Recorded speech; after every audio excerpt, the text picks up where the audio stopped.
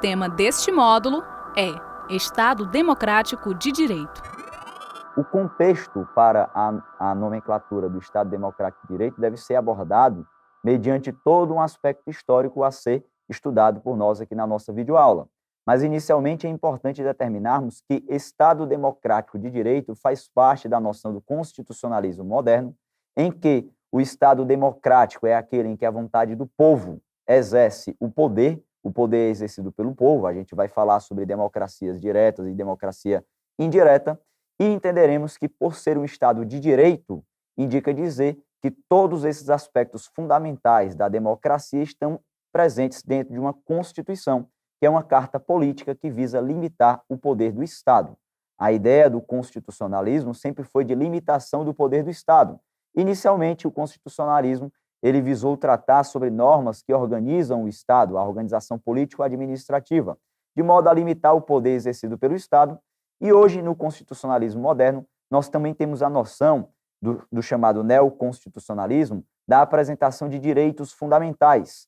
Dentre esses direitos fundamentais, nós encontraremos vários que servem tanto para limitar o papel do Estado em relação aos indivíduos, como também o papel dos indivíduos nas suas relações interpessoais. Haja vista que os direitos fundamentais, eles não somente limitam o poder do Estado, e também limitam o poder dos indivíduos. E toda essa concepção, ela é tratada como essa noção de Estado democrático de direito. Ser um Estado democrático de direito é simplesmente a aplicação dessa democracia, que é a forma em que o povo exerce o poder, e esse povo vai exercer o poder ou de forma direta ou de forma indireta, conforme nós iremos analisar posteriormente. Um aspecto importante para o Estado democrático de direito é a noção de tripartição dos poderes previstos no artigo 2º da Constituição Federal de 1988. Um ponto importante é que a nossa Constituição diz que são poderes da União, independentes e harmônicos entre si, o Legislativo, o Executivo e o Judiciário, em que nós encontramos essa tripartição dos poderes, ou seja, a tripartição de funções estatais por essas três concepções de poderes, que são o Legislativo, o Executivo e o Judiciário. Mas é importante a gente determinar que a palavra poder, aqui neste momento, ela é utilizada meio que de forma equivocada. Por quê? Porque, como nós sabemos, a democracia é um regime de governo em que o poder emana do povo. E esse poder que emana do povo é tratado como uno e indivisível. Então, o que se reparte não é bem o poder. O que se reparte são as funções. Quando eu falo de legislativo, executivo e judiciário, eu estou falando da função legislativa, da função executiva e da função judiciária.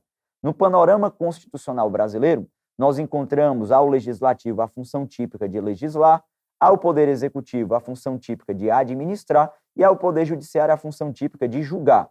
Além da função de legislar do poder legislativo, é importante também salientar a função de fiscalizar, tá? Haja vista que o poder legislativo ele é responsável pela fiscalização também dos outros poderes, mediante o chamado controle externo. Um ponto importante também é determinarmos que esses poderes, que por mais que sejam independentes, eles são harmônicos. E o que é que significa essa ideia de harmonia?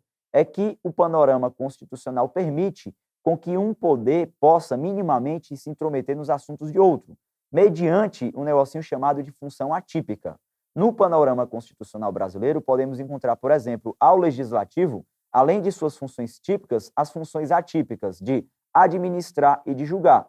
Quando é que o poder legislativo ele administra? O exemplo mais clássico sobre a administração do poder legislativo é o papel do presidente do Congresso Nacional, a exemplo que administra todo o Congresso Nacional.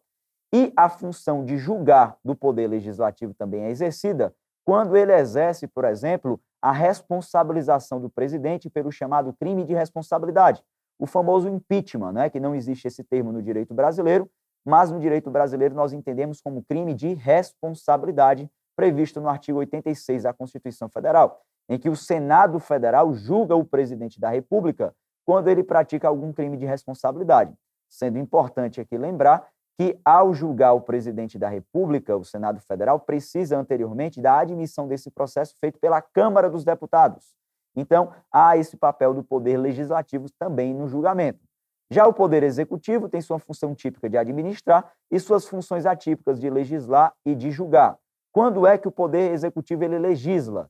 Ele legisla, pessoal, quando ele exerce ele edita uma espécie legislativa chamada de medida provisória, que é prerrogativa do presidente da República, é uma espécie legislativa que, no fundo, tem força de lei ordinária. A função de julgar do Poder Executivo, esta é exercida no controle interno do chamado processo administrativo disciplinar, em que o próprio Poder Executivo ele julga seus servidores em processos administrativos disciplinares. Quando eu trato do papel do Poder Judiciário agora em suas funções atípicas, eu vou falar da função atípica de legislar e também da função atípica de administrar. Quando é que o Poder Judiciário ele legisla, tá? Aqui vem da concepção do chamado regimento interno do Supremo Tribunal Federal, que na prática é uma norma interna do Poder Judiciário, tá? Mas os seus efeitos jurídicos é como se fosse o efeito de uma lei. Então, na prática, é como se fosse o exercício da função de legislar pelo Poder Judiciário. E sua função de administrar está lá na presença, por exemplo, do presidente do Supremo Tribunal Federal, que acumula as funções de presidência do CNJ. Ele é simplesmente o administrador do Poder Judiciário Nacional. E assim funciona a tripartição dos poderes no Brasil. Inicialmente, tínhamos, na época do Estado absolutista, um monarca que exercia todo o poder. Falávamos ali da centralização do poder que era exercida pelo monarca, e esse monarca ele era fundamentado nas suas decisões por meio de uma chamada manifestação divina. Dizia que aquele monarca era rei porque Deus assim queria. Bom, essa concepção ela foi ultrapassada a partir dos movimentos liberais, ali que podemos demarcar como momentos históricos, a Revolução Americana e a Revolução Francesa, em que estabelecemos ali os ideais de liberdade como um contraposto aos ideais adotados pelo Estado absolutista. Uma vez que o rei, o monarca, ele tinha todo o poder e ele controlava todo o Estado econômico, todo o Estado social, os indivíduos se revoltaram por meio dessas revoluções e garantiram ali o chamado Estado liberal. Com esse Estado liberal, foi então entendido um papel mínimo do Estado, em que o Estado ele não interviria mais nas relações econômicas, nem mesmo nas relações sociais. Só que com o advento do craque da Bolsa de Nova York de 1929, houve um grande desgaste a esse Estado liberal, esse Estado mínimo liberal. E o que foi que aconteceu? Surgiu uma nova concepção de Estado econômico, de forma mais expressiva, chamada de Estado social, ou Estado do bem-estar social, liderado por John Maynard Keynes. Bom, ele estabeleceu essa noção do welfare state ao dizer que o Estado ele deveria intervir nas relações econômicas e o Estado deveria se preocupar também com a garantia da igualdade. E o que aconteceu foi que houve também um desgaste quanto a essa noção de concepção de Estado social, pois houve um maior avanço sobre os aspectos sociais em garantia da igualdade, em detrimento da chamada liberdade, da liberdade que era exercida pelos indivíduos. E isso acabou gerando uma nova concepção de Estado, que é a que nós temos hoje do Estado democrático de direito, que estabelece o chamado Estado neoliberal ou Estado regulador. Embora o termo Estado neoliberal seja muito contestado por uma boa parte da doutrina, por chamar esse Estado neoliberal de uma forma até pejorativa, o termo Estado neoliberal é sinônimo de Estado regulador por maior parte da doutrina e indica dizer, no Estado regulador, em que as instituições do Estado são fortes e essas instituições elas visam manter um equilíbrio entre a liberdade e a igualdade. Inclusive, é um dos fundamentos da República Federativa do Brasil, previsto no artigo 1º, inciso 4, a Constituição Federal diz que é fundamento a livre iniciativa e os valores sociais do trabalho, de modo a garantir um equilíbrio, tanto na liberdade exercida pela livre iniciativa, quanto nos direitos sociais exercidos pelo trabalho, pelos direitos dos trabalhadores, que estão precisamente no artigo 7º da Constituição Federal. Aqui faz importante observarmos o texto do parágrafo único do artigo 1º da Constituição, ao estabelecer os ideais de democracia. Lá fala que todo o poder emana do povo, que o exercerá mediante seus representantes eleitos ou diretamente nos termos desta Constituição. Bom, ao falarmos de representantes eleitos, estamos ali estabelecendo sobre a chamada democracia indireta. E ao falarmos de exercício direto pela Constituição, estamos falando da democracia direta. Democracia é um regime de governo em que o poder emana do povo e o povo exercerá esse poder ou de forma direta ou de forma indireta. A regra no sistema constitucional brasileiro é o exercício da democracia indireta, que está prevista lá no artigo 14 caput da Constituição Federal, ao estabelecer que a soberania popular será exercida pelo sufrágio universal e pelo voto direto, secreto e com valor igual para todos. Aquela noção estabelecida no artigo 14 estabelece sobre a democracia indireta, por quê? Porque ela nos permite a escolha dos nossos representantes eleitos, e esses representantes eleitos vão representar a vontade do povo de forma indireta. Um presidente da República, um governador, um prefeito e parlamentares são eleitos com essa finalidade específica de representação do povo. Essa é a noção de democracia indireta. Já a democracia direta, por mais que ela não seja exercida em regra, existem elementos constitucionais que demarcam sobre ela. Lá no artigo 14, inciso 1, 2 e 3, fala-se de 3 institutos chamados de plebiscito, referendo e iniciativa popular. O plebiscito, o referendo e a iniciativa popular são institutos que permitem o exercício da democracia direta. Como se exerce o plebiscito? O plebiscito é exercido mediante uma consulta prévia.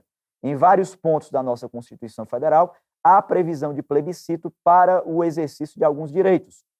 Por exemplo, a criação de Estado, prevista no artigo 18, parágrafo 3º, necessita tanto de uma lei complementar federal quanto de um plebiscito à população diretamente interessada, ou seja, uma consulta prévia à população diretamente interessada para a criação desse novo Estado. Se a população disser sim, cria-se um novo Estado, se disser não, não cria um novo Estado.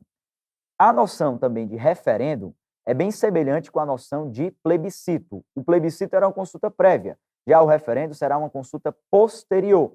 Essa consulta posterior ela é feita para confirmar um ato jurídico, um ato legislativo ou um ato administrativo existente.